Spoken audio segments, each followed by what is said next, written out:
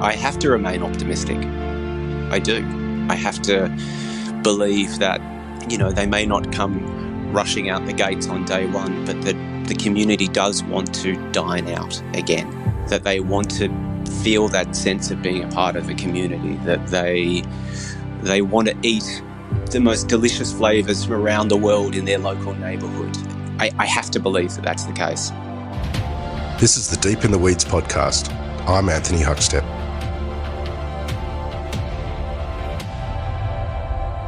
Australia's culinary landscape is a microcosm of the world.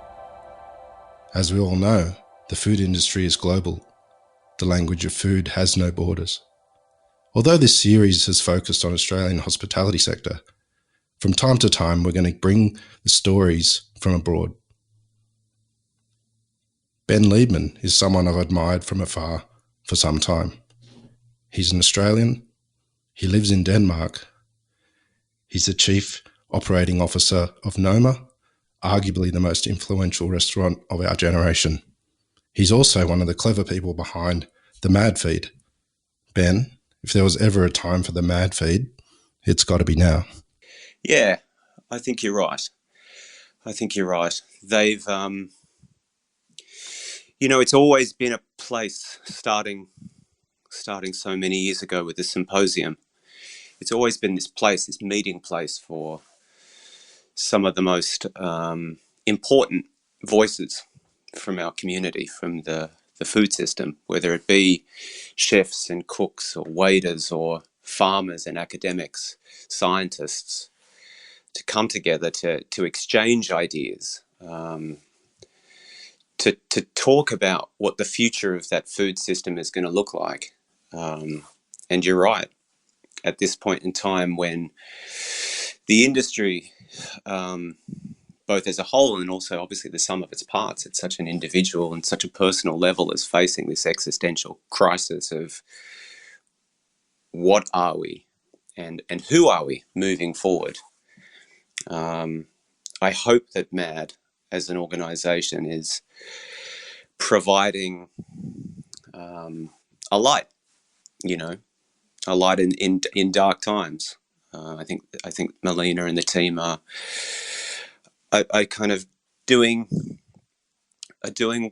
what is right by the community, in celebrating those that need to be celebrated, in sharing ideas across borders, of providing inspiration and of providing positivity, ultimately, I guess, providing hope. And I think all of those in equal parts are really important at this point in time. So it feels, it feels like a continuation of everything that MAD has done to date, but it feels more prescient, more important than ever.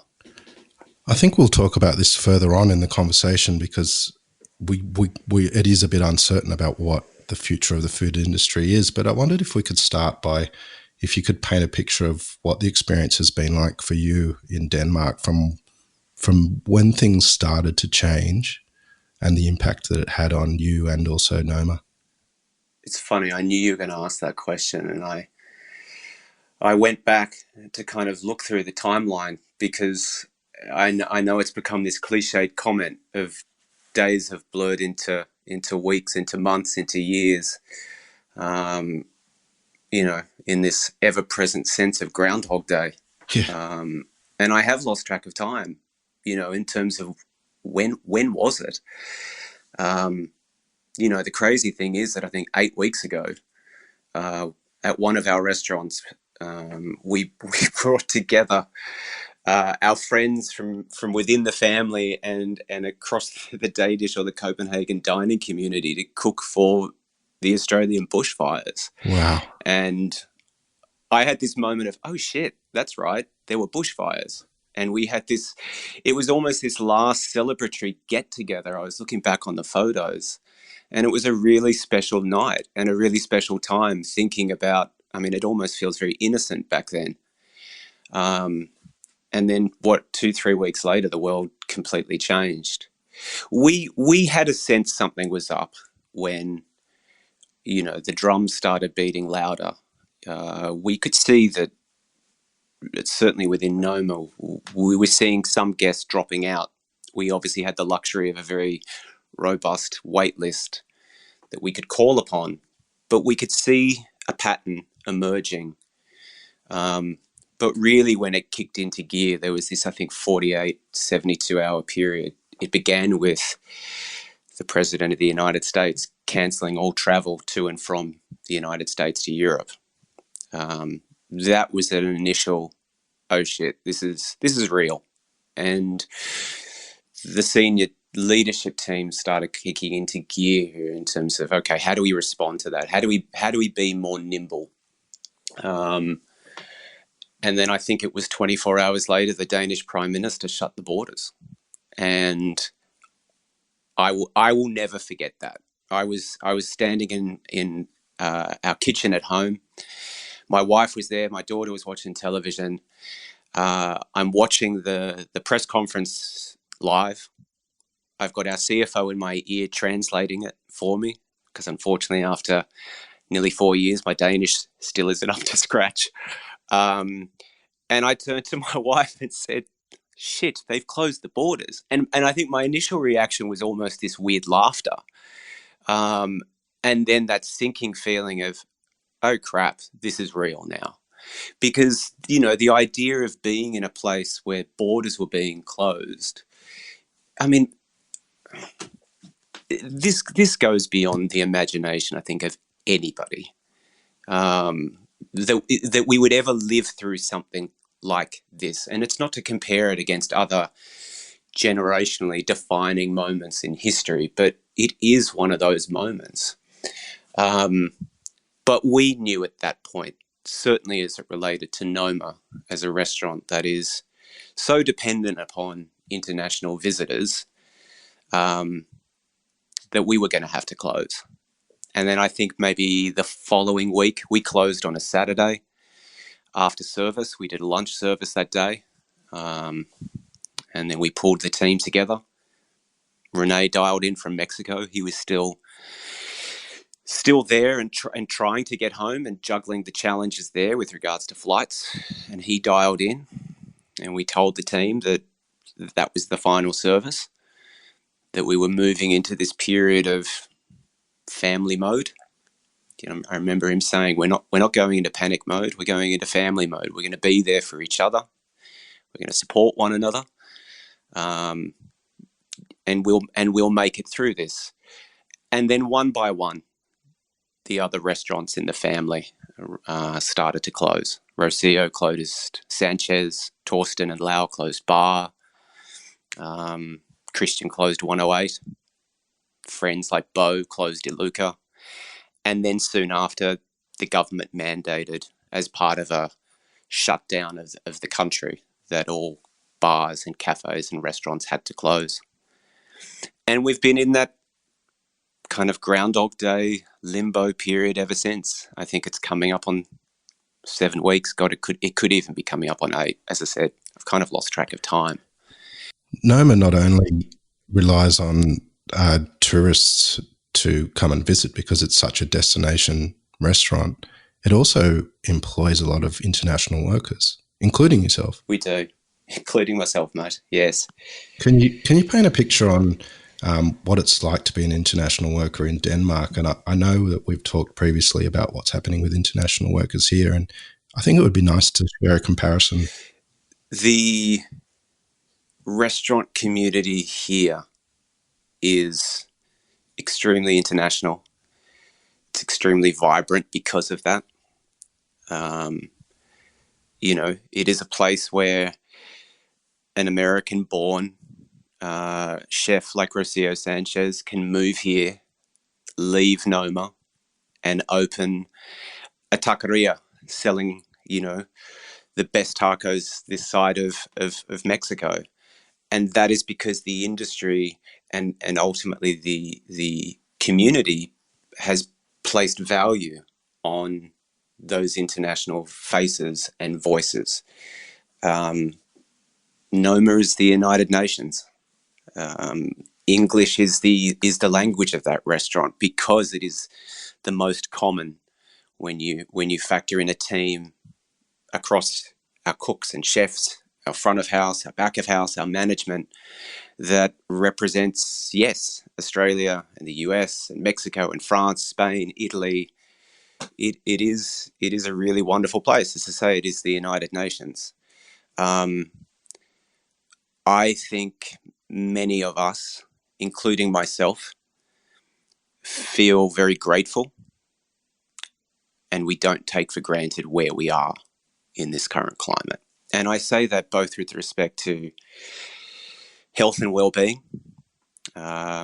Certainly for a country of our size, the impact or the numbers are certainly, compared to Australia, higher. But by and large, Denmark has not been hit as hard as other countries around the world, and in particular in Europe. I don't think any of us take for granted the fact that the government has wrapped its arms around the economy, but in particular has also stepped in to support the hospitality sector. And then none of us take for granted as international workers that we are part of that mix. I heard you and Danny talking, and I've obviously seen her efforts.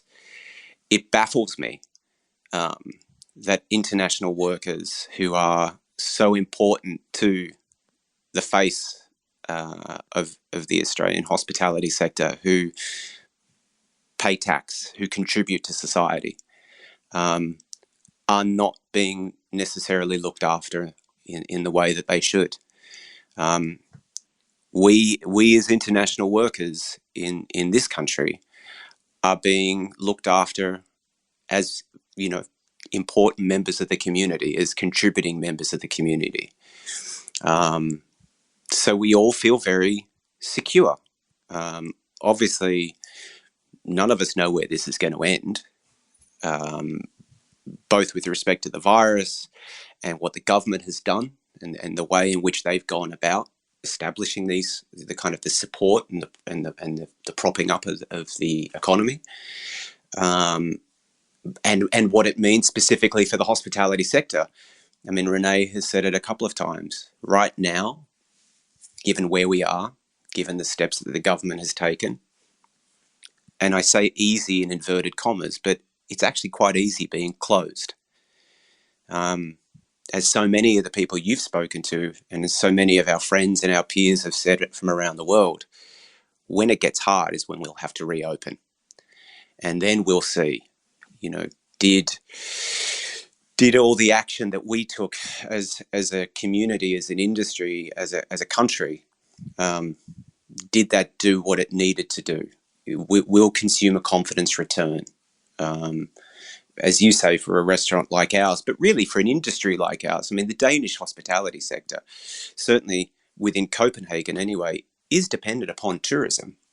And, clearly we're looking at it and wondering when borders will be allowed to reopen. Will it be on a country-by-country basis? Will it be on a regional basis? And then, the big question that I think all of us are facing around the world is, what will the conditions be around which cafes and bars and restaurants are allowed to open? And at the moment, none of us know. None of us know. So it's a bit of a waiting game and a guessing game. But as a team, we've been looking at various scenarios about how best to open, but also how we want to reopen. In a strange sense, we've been given a chance to stop and reflect, and ask ourselves, what does Noma want to be on the other side of this? What does it want to stand for? And what do all of the restaurants that we're partners in? We're encouraging, the leaders of those businesses to ask themselves the same question. And maybe we're afforded that opportunity because of where we are, because the government has given us that safety net, that security, that we are allowed to, or we're given that opportunity to think about the future, both short and long term.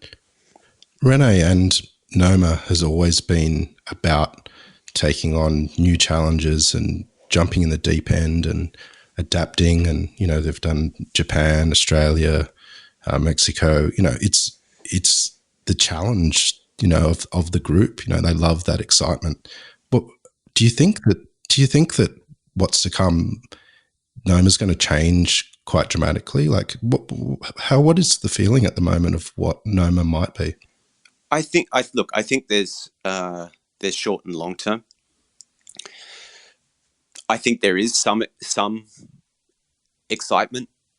I was talking to another Australian, James Spreadbury, yesterday from the team, and he just said, "We're ready," and I said, "You guys are like racehorses waiting in the gates.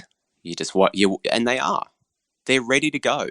They have faced challenges in the past. They both those of our own creation and those outside of our control, and they are the most extraordinary team. I consider myself grateful to be part of it, but they are, and I know that they will view this as just another challenge, albeit another one that is, as I say, it's outside of our control. But Rene and I were sitting at the restaurant, I think just after he'd gotten back, and I remember him saying, I don't want to go back to what it was, and by that he meant, I think, just the speed and the pace and the perhaps self-created, but kind of just the the speed and the pace of it all. Noma over the last 12 to 24 months has increasingly been driven by these two principles of obviously delivering to our guests and ensuring they have this extraordinary experience from the moment they step through the door, but also delivering to our team. He started saying it's not enough to be considered the best restaurant in the world, whatever that means. I want this to be the best restaurant in the world to work at. And so I think that is, again, some of the things that he and the team and we are starting to think about in terms of more, I think, the medium to long term. What does that look like in terms of the experience for the guests, and what does that look like, therefore, for the team? In the short term, he's talked publicly about this idea of, when the doors reopen, do we just fling the doors open and welcome Denmark back in the short term, but really welcome the world back, and turn the space into something more casual? I think he even talked yesterday about, do we turn it into a wine bar and serve snacks and activate the entire space, beyond just a dining room, and really say to the city, to Danes, and then in time to the world, come back and celebrate and heal, because everybody is welcome. And I think there is something really special about that idea. And I think beyond giving that chance, that moment to pause and reconnect with the community, and for the community to reconnect. I mean, we're talking about people as it relates to diners who for 8 weeks have not sat alongside in a dining room or a bar or a cafe anybody. And at times I get quite emotional with the thought of what that first service is going to look like in every restaurant around the world, in every cafe, in every bar, as that first guest walks in. Because something that is so dear to everybody in this industry has been taken away from them. And I love this idea of just, as we say, kind of just flinging the doors open and saying, welcome. And in time, we'll go back to some iteration of the Noma that, people are more akin, or people, are more aware of. But even then, I think you'll see I think you'll see some changes. You know, he threw out the idea of Noma 3.0 in some way. You know, when we moved, it was a throwaway term that suddenly took a life of its own of Noma 2.0, which was 15 years in the making. And Noma 3.0, maybe that's 2 years in the making. And obviously the circumstances with which it has come about is different to the last time. But as I say, given where we are and that safety net that we've been provided, it does give us that chance to think about what the future should be. What's it feel like being an Australian there that, you know, is being looked after as an international worker? But you've got family here and you've got friends here in Australia.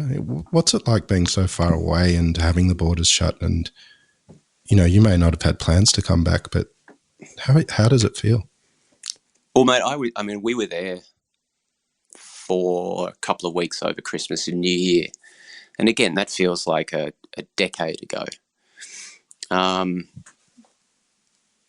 You know, Australia always feels like another world away when you're this far away. It felt that way when we were living in London. I think we'd moved there, and maybe a month afterwards, one of my colleagues had to race down to Australia to see a family member that wasn't well. And I kind of was looking at the schedule of how they were going to get back there, and it was like, fuck, realistically, I'm 36 to 48 hours away from home. And you realise how far that is. You realise it even more now, given frequencies of flights, that it is a really long way away. But, you know, Copenhagen is home for us right now. But, you know, of course, it is hard. It is hard to look back and speak to family that's locked into apartments, thankfully taking it responsibly, and talking with friends, both inside and outside the industry, who have been affected by this. I mean, that's the hard part, especially within the industry, is that,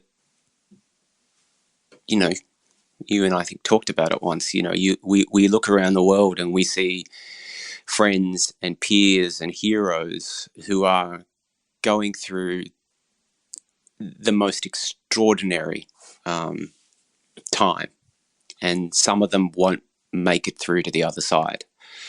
We've got a fighting chance, you know. I think, again, in part because of where we are, in part because of some of our partners and the generosity of our guests. We've got a fighting chance, and we will reopen. We'll come out of it with a couple of cracked ribs and a chipped tooth and a black eye, but we will be there. And it's hard to think about those friends from around the world who have lost their jobs. You know, I was listening to your chat with Chris a couple of episodes ago, and I think of him and his personal circumstances, and I think of Janine, and, you know, they're going through it tough. I think about former chefs, former team members of ours who opened a restaurant in Dublin a month before this all happened. And I think, is he going to get another shot at his dream? And what does that mean for him? What do you think are some of the concerns globally for restaurants? And what do you think of the opportunities moving forward as well for the industry globally? Look, I mean, obviously the big concern is, I mean, if you kind of build it from that kind of micro level up, I mean, the biggest concern is the health and well-being of the industry. And I mean, when I say that, I mean the people.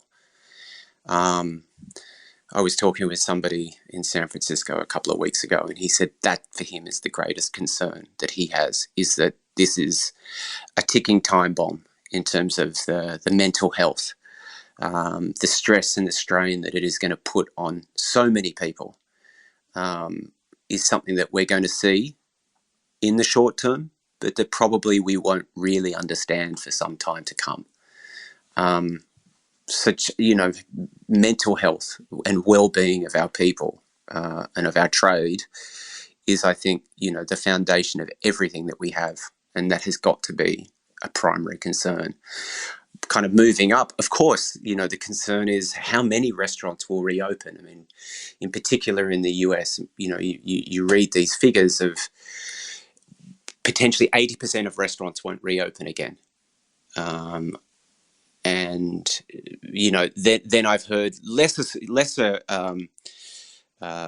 figures where they say 30 to 40% of restaurants won't reopen, and you stop and you think that's still an apocalypse within our industry. I mean, that is the end for so many, and from the mom and pop shops all the way to some of the best of the best, is we are going to lose really important places. And then you think, well, then what does that do to the industry? What does that do to hospitality? The shape of what restaurants will be and the restrictions that will be put in place, both in the short and long term. I read what the association has tabled with the government back home overnight. And look, it's similar to what we're seeing and what we're reading from some states in the US. I know I walked in one day after Governor Newsom out of California talked about temperature checks and waivers and all of that. And I said to somebody here, I really hope the Danish government doesn't read the LA Times, because, you don't want, I mean, sometimes I read about these restrictions and I think it reminds me like out of something of Blade Runner. It's pushing us, potentially expediting this push to this soulless, homogenous dining experience. In my heart, I don't believe that will be the case. Yes, what the future looks like in the short term is going to be really strange. I hope that cool heads will prevail. I saw that one comment about a necessity for restaurants to have separate entrances and exits. And I thought, well, geez, we may as well get into the construction business, because how many restaurants in Australia have the luxury of separate entrances and exits, other than, of course, the big chains? I really hope that the voices and the stakeholders within the industry, not just at the association level, will be heard, and that common sense will, as I say, prevail. But I have to remain optimistic. I do. I have to believe that, they may not come rushing out the gates on day one, but that the community does want to dine out again, that they want to feel that sense of being a part of a community, that they want to eat, the most delicious flavors from around the world in their local neighborhood. I have to believe that that's the case. I don't believe in the doomsayers who say this is the end of dining. I mean, one positive, I guess, is that, we have seen people reconnect with food as it relates to them cooking at home. That's got to be some positive. But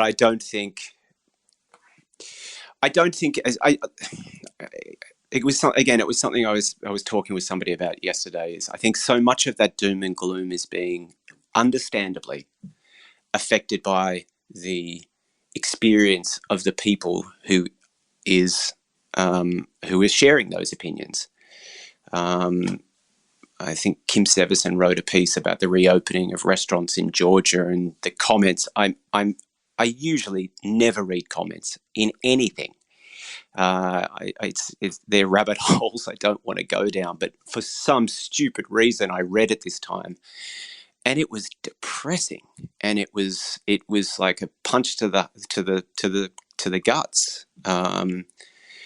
But then I had to pause and I had to think, look, that is perhaps understandable, but that is based upon the US experience, and the US experience has been far worse than certainly Australia and Denmark, both with respect to the impact of the virus and the management of it and its containment by governments.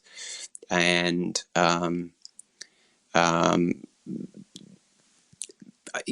Danes are considered the most trusting, I believe, considered the most trusting people in the world.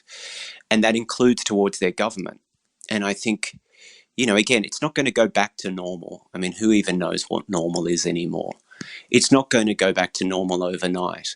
But I believe that in places like Australia and Denmark, or at least I hope in places like Australia and Denmark, where the government has stepped in to protect the community and to safeguard the community, that when the government says it's safe to go back out, even with some restrictions in place, that the community will go back out again. You got to hope for that, right? You do have to hope for that. You speak so beautifully and passionately about the hospitality industry, but it wasn't always your vocation. And I wondered if you could just sort of compare sort of your previous roles, you've been in media and stuff, and how the contrasts are with hospitality, and perhaps why you got into hospitality. Yeah. I got into it because I was asked, to be honest. It's probably a conversation for another podcast another time, but, Renee and I met over a tweet and a stolen book from the Noma library. And I'll just leave it at that. Wow. But we connected and met, and we stayed in contact for a couple of years. And then this is while I was living in London. And I was leaving London and moving back to Australia with the family just as they were doing the pop-up in Tokyo. And, he said, come and take a look. And I went, and we were sitting at the bar after service one night. And he said, so what are you going to do when you go back? And I said, look, I haven't worked that out yet. It'll be fine. We're moving back to Sydney, and we'll do something. And he said, and it literally was, maybe we should do a pop-up in Australia. And that's how it began. Wow. And I think at the time, I viewed it as that project, that is, as just another production. That it would need the similar kind of structure and rigor and setup as a film and television production. Which we should say was your past. It was.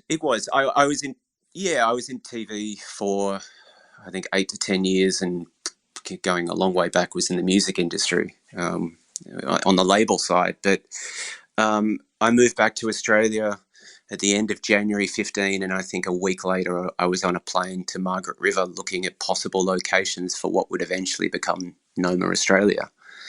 And as that project ticked along and we approached January 2016, started helping Renee on some of the other things that he was looking at, publishing and other media. And he took me aside at Barangaroo one morning, I think it was October 2015, and said, look, when all this is done, I think you should come to Copenhagen. So I rang my very patient wife and said, that shipping container that we just unloaded from the UK, I think we need to pack it back up and send it back to the other side of the world. Mate, they are industries of...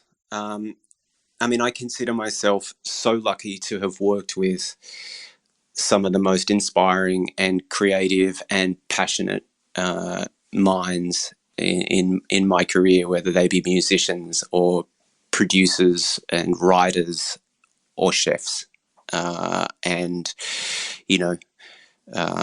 restaurateurs and the like.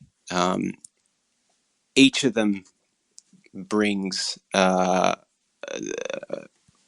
part of themselves and a part of their soul and their personality to what they do every single day.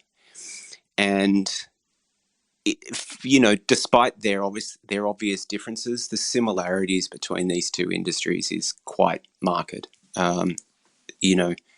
Even right down to the pressure points. I mean, there are very few industries in the world where, and I say this with a wink and a smile to you, Anthony, but, you know, where one bad review can, you know, in time close a restaurant, or in one bad review can send a prime time show into late night or off peak or ultimately off the air. Or where one bad review can send an album that, you know, was anticipated as being, you know, a huge success from a top 10 debut to top 100 the following week. And with that comes this constant striving for perfection, constant striving for reinvention. You know, no one is ever in any of those industries resting on their laurels.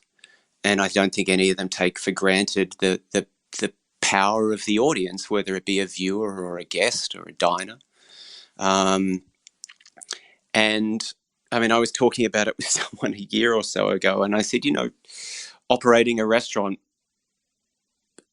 you know, on a day-to-day basis is like live television. You know, you've got to be ready for things to, you know, come out of left field, for things to get thrown up in the air and be able to respond. And going back to your comment, you know, the team that I'm fortunate enough to be a part of, those guys are the best of the best when it comes to responding to that. But I remember the person who I said it to said, no, I don't think the analogy is close enough.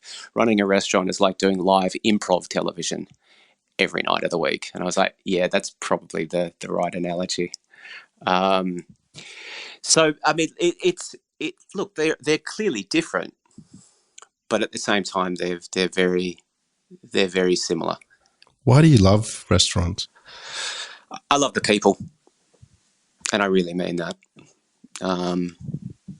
You know, I'm fortunate enough to have only worked in my career in industries and companies, for companies that I care about, and I care about the people that I work with. And that is not only the ones in the immediate, you know, restaurant of Noma and the family that sits around that. It's everybody in this industry. I see the passion, and I see them putting their heart and soul on their plate and on their sleeves. And I see them, you know, rising to the occasion every time that door opens and a guest steps through. And it's infectious. You know, don't get me wrong. I can't take any credit for what takes place, for the magic that takes place in that dining room or those dining rooms. I am a soot amongst creative men and women, but it is infectious. You know, I feel it when I know that there is somebody coming into the restaurant that I know or we've helped, you know, get in, whether it be a family member, you know, another chef, a friend, it doesn't matter. Just being there and seeing them and being a part of that experience. That's why I'm here. That's why I'm here with this team. That's why I'm in this industry, because I think the creative commercial thrill I could get in other industries. I could go back to media and have that there, but it's the people.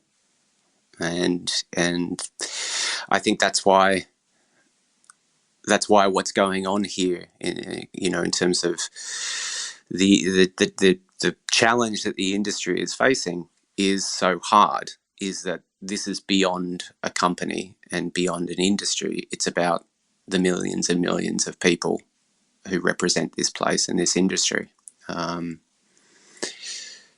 Yeah. When you do open up the doors again and welcome in all the Danes, and you have that wine bar or whatever iteration Noma is, Yeah. how's it going to feel? Yeah.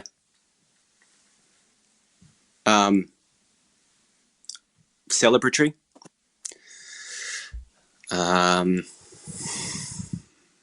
I hope it is the warmest. I'll remove that. I know it will be the warmest, the gentlest, the most fun, the most convivial place in town, place in the world at that moment in time.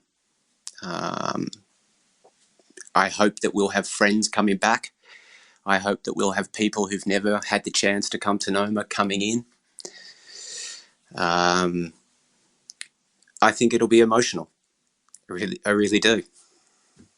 It was emotional closing the place and being a part of that. I think it'll be emotional seeing those doors reopen again.